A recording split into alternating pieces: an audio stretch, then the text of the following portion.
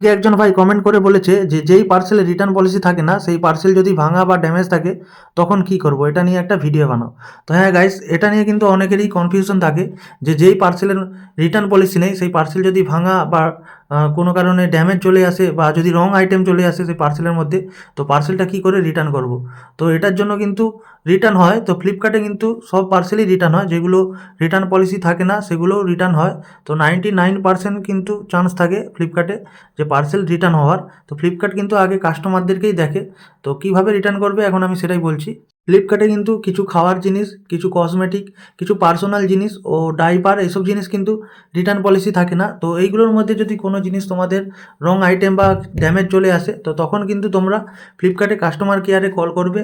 তো কল করে কিন্তু তোমরা একটা কমপ্লেন করলে হয় ফ্লিপকার্ট তোমাকে এটা পিক আপ করিয়ে তোমাকে রিফান্ড দিয়ে দিবে, তো না হলে কিন্তু এটাকে তোমাকে রিপ্লেসমেন্ট করিয়ে দেবে। তো ফ্লিপকার্ট কিন্তু কাস্টমারদেরকেই আগে দেখে। তো ফ্লিপকার্টে কিন্তু সবই রিটার্ন হয়, যেগুলো রিটার্ন পলিসি থাকে না সেগুলোও কিন্তু রিটার্ন হয়। শুধু যেগুলো রিটার্ন পলিসি থাকে না সেগুলো কাস্টমার কেয়ারে কমপ্লেন করে সেগুলোকে রিটার্ন করাতে হয়। তো আর তোমরা কীভাবে ফ্লিপকার্টে কাস্টমার কেয়ারে কল করতে হয় তো এটা যদি জানতে চাও তো অবশ্যই কমেন্ট করে জানাতে পারো। তো ভিডিওটা ভালো লাগলে অবশ্যই লাইক করো, শেয়ার করো, কমেন্ট করো। আর নতুন হয়ে থাকলে অবশ্যই আমার চ্যানেলটিকে সাবস্ক্রাইব করো।